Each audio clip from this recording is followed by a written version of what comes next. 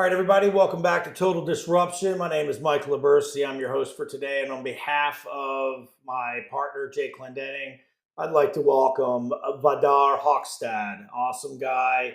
I could say his name 20 different ways and he's okay with it. Thank goodness he's flexible. I do challenge sometimes trying to pronounce everyone's names correctly, but I feel it's important. I get my last name bashed all the time. So, welcome to Total Disruption, man. This is the big stage here. We're rolling with our podcast here. We're live in front of tens of thousands of hundreds of thousands of people here, and we're excited, man. I'm super excited to learn from you. You are a pioneer in the sort of that bootstrap versus financed starting businesses. Now you're in AI. You have a consulting business. You're all over the world. Let's hear a little bit about you, man. Like, Sure. what's your deal? Welcome to the show, and how are you today? Thank you. I'm good. Thank you. And thanks for having me. So I basically started my first company while at university, and I left university to start my first company. And I've sort of never looked back. So that's my deal. I've got addicted to doing startups. I was planning on going into academia, doing my PhD, and stick to this computer science research, and ended up doing startups for 30 years now. Okay. So, and our audience is largely possessed with entrepreneurials and things.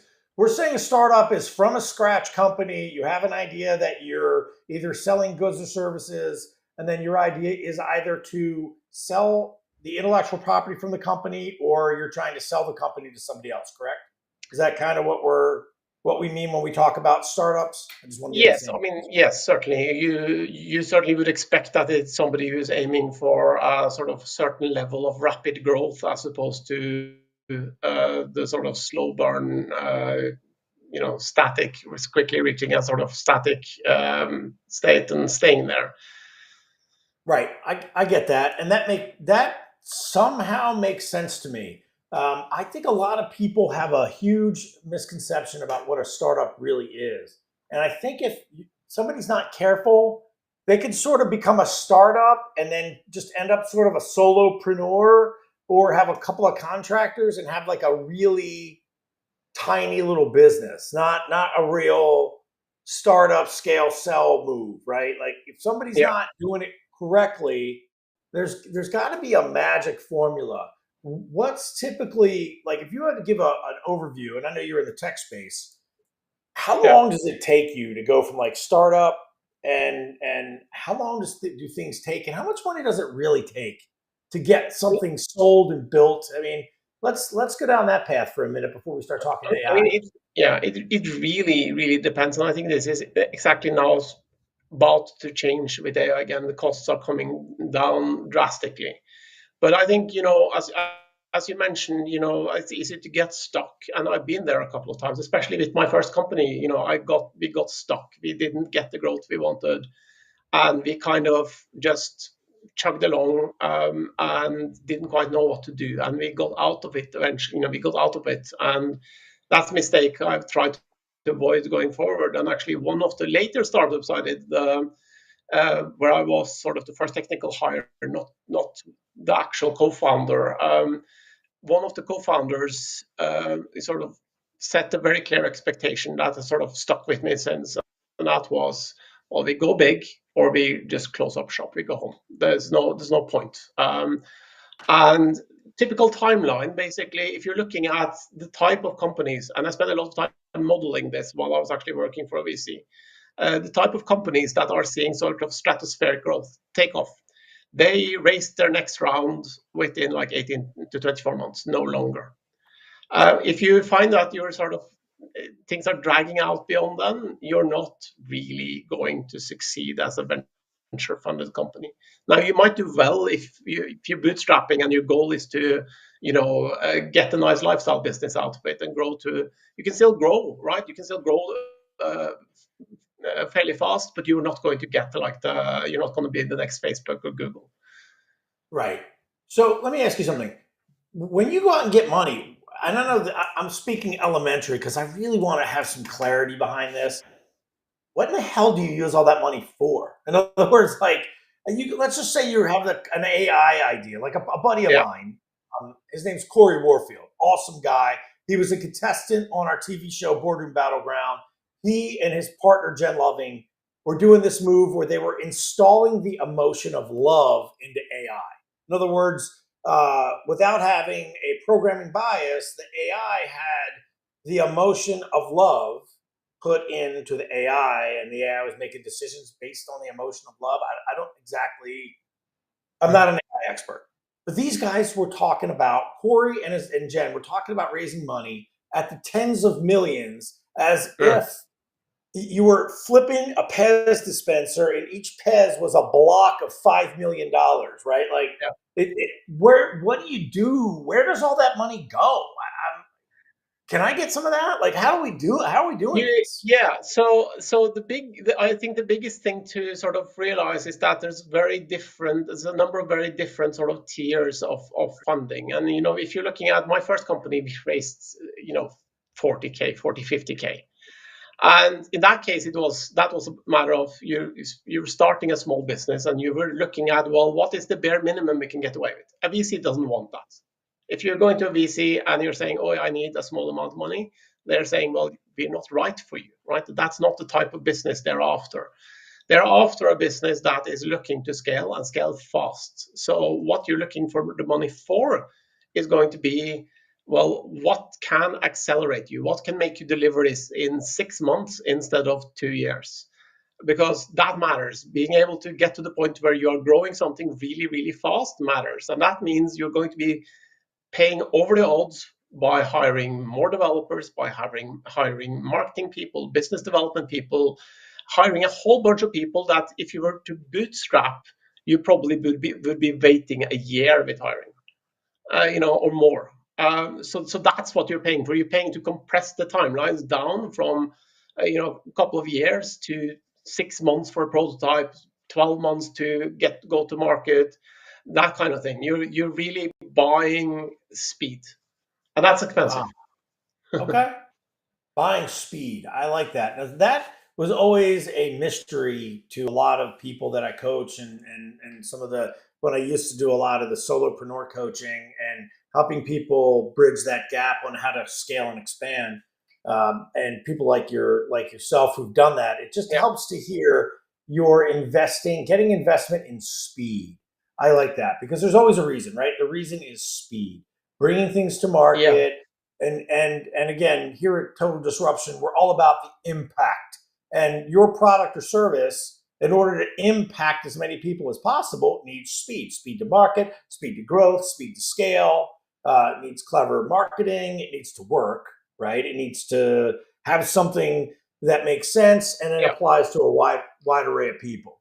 Well, exactly. thank you for that tutorial. Yeah, I mean, I'll give you like a quick example there as well, because as I mentioned, my first company, like we raised a small amount of money. We basically spent 2 years, like slowly. It was effectively bootstrapping, right? We had an investor, but it was chump change. But my first venture funded company, which was what I moved to the UK with 25 years ago now, we raised 1 million, and then we went to the UK and we raised 6.5 million, just a year later. And Wow.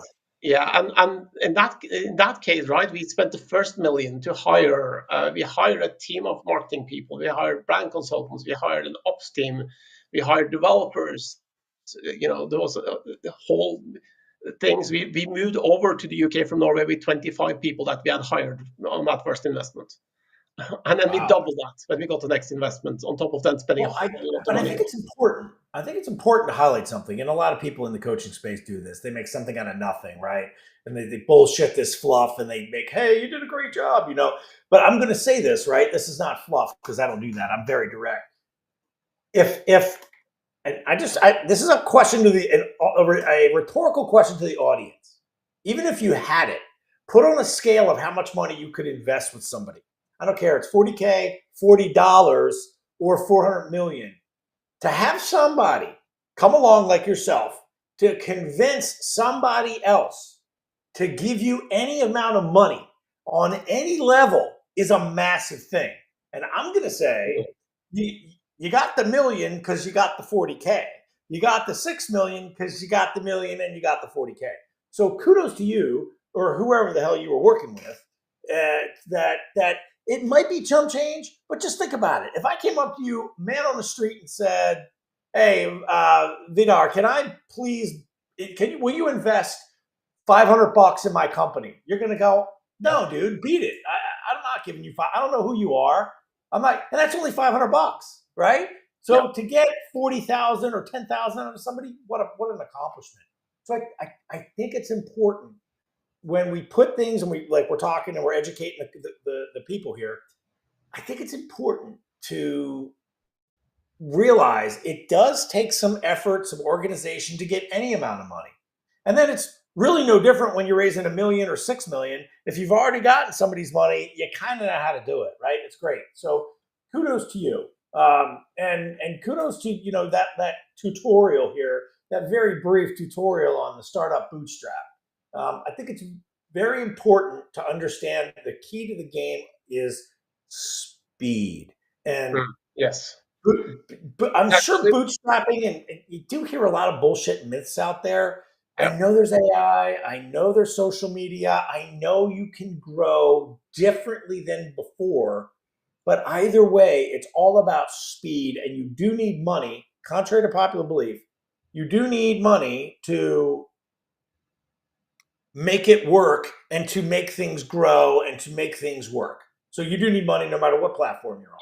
Yeah, absolutely. You do need some money. I think that it's moving to a point where we need less money to get that first stage, and some people manage to get really far. But absolutely, I think one of the key things, though, you keep mentioning speed, and it's absolutely really important. When I was working at a VC, the number one reason we would reject somebody, I think, was looking back at the kind of decks we were rejecting out of hand without even talking to them. It was because people misunderstood what that meant. They would be coming to us with an investment opportunity. They were like planning out this slow upward trajectory, and they were trying to explain to us that, well, they could move even slower. The worst case scenario, they'd survive if they would survive in the worst case scenario, even if they only grew like at this much slower pace. But to VC, that's like, no, we want you to try to go like that. And if you fail to go like that, then who cares if you can survive? Because to the VC is always looking for the fund returner. They're not going to put money into somebody who's saying, well, we can go 20% year over year. There's lots of people who will invest in that. A VC will not, because they'll be looking out for well, okay, if we put money in your company and you're promising us you can grow 20% year over year or 30% year over year. That's a wasted investment, because you could have put that in a long shot that could produce 100 times return. It most likely won't, but the 20% is not going to make a difference. It's not going to move the needle for a VC company. So I think too, like a lot of entrepreneurs out there and a lot of people out there don't realize the most precious commodity is time. And I realize there's mental well-being and there's health. There's a lot of stress, man. When you're getting millions of dollars and you're responsible for things, you better damn well be certain. And I can see why some people want to be conservative and slow grow.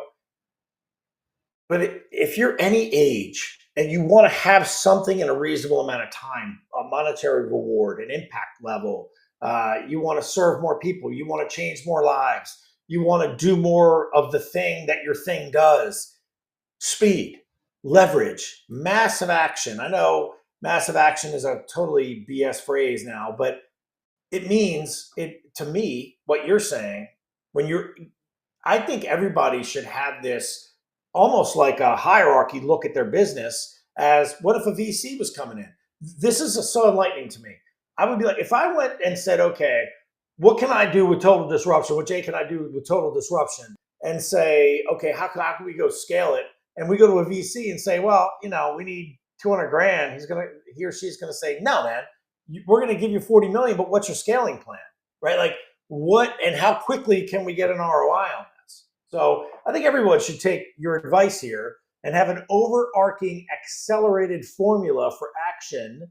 And even if you're not in the mental mindset of that, I think having that idea is crucial, and maybe training your mental skill set for that. What do you think? I think it's absolutely, it's worth knowing how to do it. It's worth, very, very much considering if it's right for you. I think at different stages in your life, it might be that you'll want to take things slower and build something slower. But I mean, I will never, regret having taken the chances that I did on it. I've done multiple startups. My first was, as I mentioned, was when I was 19. At times I've taken it slower, but I've always come back to doing the startups because it's exciting, it's fun, and I've always come out of it better than I went in. Even if I've not had the huge payoff from all of them, I've always gained something from it. Even when the companies crashed and burned, which they do. If you do multiple startups, they're not all going to pan out. But you come out with more experience, you come out with it with connections, you come out with all kinds of things that help you in the next stage anyway. So you're taking some risks, but really people need to realize that those risks are not going to break you, right? They're not. I You're not get it. coming out of this worse than you went. So let me peel. Let's switch topics here because I only have you for so long today. I know you're a busy guy. What, you're in the UK right now? It's 7:50 here now, so in the evening. Yeah. Perfect. So I want to talk to you about AI. You're like this tech AI guy, right? Um, I see a lot of commercials on Instagram. If you're over 40 and follow this thing to learn AI, and it shows like a strawberry getting cut, and then all of a sudden the strawberry turns to gold, and then it bleeds purple, and then it shows an elephant shrinking down into an ant or something like that. You know, and there's more AI millionaires now, and you can learn to be an AI agent, and you can grow your whole entire effing business on AI. And I'm like, oh my god, I'm glad I'm having you on because I mean, I kind of use. I mean, I'm not. I know it sounds weird, but I use like the Canva AI. I use some Gen Spark here and there with Jake. We use Yeah. the Gemini, and we use the chat. And I'll be honest with you, it does. I mean, like, I don't know. I took a picture of my house the other day and said, "Hey, can you map me out a lighting schematic for uplighting for my house?" And it did. I was like, Yeah. cool. I needed a drawer, and I took a picture. Where can I get this drawer slider that's rated for 100 pounds? It kind of was a little clunky, but what kind of AI stuff do you have, man? Like, what's going on in your world? Like, Well, I use it for almost everything now. So I've done everything from I had it set up a voice agent for me on a Raspberry Pi I had lying around. So for example, and I just gave it a login and I told it go install it, go set this up as an experiment, and it worked. I tend to use like terminal coding agents for a lot of things. I look for a lot of things they're not designed for as well. So, for example, my email is gets labeled by AI. Whenever I'm working on a report for a client, for example, I'll use an AI note taker, but I will also then use an agent to download those transcripts and create, uh, plans for the work that I'm going to be doing from the transcripts without input from me initially. I do things like, I have Claude Code running almost permanently on, on several different projects with like all permissions just enabled, and I will go in and tell it to continue, do this thing, do that thing, and just let it work for hours at a time. So so it's yeah. can you share can you set us up with an example? Like, where would I go to find, or do you want people to hire you to do this? I don't know, but like, where does a guy like me, who's basically over here in the sandbox with AI, building like stupid sandcastles and playing with like dump trucks, dumping sand, like that's my level of AI, right? I'm nowhere near, and I want to be. Like, I want to do all this crap. I really do, but I'm I still think stuck over here in the sandbox trying to yeah. figure it all out. Like, what AI Well, are you using? Is it proprietary? Like, How do I No, I do mean, this? there's nothing proprietary about it per se. I mean, I'm building some workflows and stuff like that separately that I'm happy to do consulting around. But really, currently my favorite way of working with AI is to use one of the coding agents. So currently I'm using Claude Code. What's it Um, called? Claude Code. So Clot it's cold? the it's a terminal agent for, yeah, Claude Code. So it's a terminal agent from Anthropic. So but also OpenAI has Codex, which is the same thing, which is basically instead of using their website, you're installing a tool on your local machine and you run it in a local directory. Now, these tools are usually mostly meant for working on code, for writing software, but they Uh-huh. are capable of doing everything that the main agents can do. Now, the reason I tend to use those instead of using the websites is because you can ask these to build tools for you that will run on your local machine and that will help speed up the process, right? So I will, But you kind of have to know what you're doing a little bit there, right? Like you can't well, just say, it helps. build It me a helps. hamburger maker on my machine, right? You have to know Yeah, what you're doing a little bit. it helps, but the thing is, they are really good at building these tools for you. So you can do quite a lot of things, like, for example, I mentioned the AI note taker and the transcript. So the note taker I use, is Fathom, and to get the transcripts down, I needed to use their API, and I was not So about to sit there and write code to do that myself. So I just asked Claude to do it for me, and it wrote a tool that it could then use to download the transcripts. So then I told it, wow. okay, well, now use the tool to download all the transcripts and process them and generate like overviews of this report I'm going to be doing. And then I figured, okay, I need to be able to see what this is going to look like formatted. So I asked it to write a script to do all the formatting for me, and it did. And it helps me slightly that I know what to ask for and what to look for, but they are good enough at interpreting what you want, that you don't necessarily need all that much in terms of coding skills to. I kind of feel like maybe we like through the Total Disruption Company or maybe yours or something. Maybe we should film, and this will be cool. Maybe we should film like something where you're teaching me how to do this over the internet, right? Because I know me, right? I'll go to this thing and I'll download it, and then like the first time I get a roadblock, I'm like, oh shit, I'll have to I'll run away, right? Not really, but then I'll come back to it 4 hours later trying to figure it out, right? But I just feel like some sort of behind the scenes tutorial would help people so much just to get some of these basics. It might be And interesting, yes. It's absolutely, it's surprising really how far you can get very quickly. And actually, I'll give you another example. It's a fun project that I started just last week because my son loves these real-time strategy games, things like Crusader Kings and stuff like that. And I've never played those, but I had to listen to a lot of his stories about the gameplay. And I decided, okay, so let's see what the AI can do. So I told it, okay, to basically give me a description of what functionality exists in these games. And then I told it to create a plan for how to build a game like that. And then I told it to start. And it's nowhere near the actual, game that he's currently playing, but it has produced a functioning game. And I have not written a single line of that code.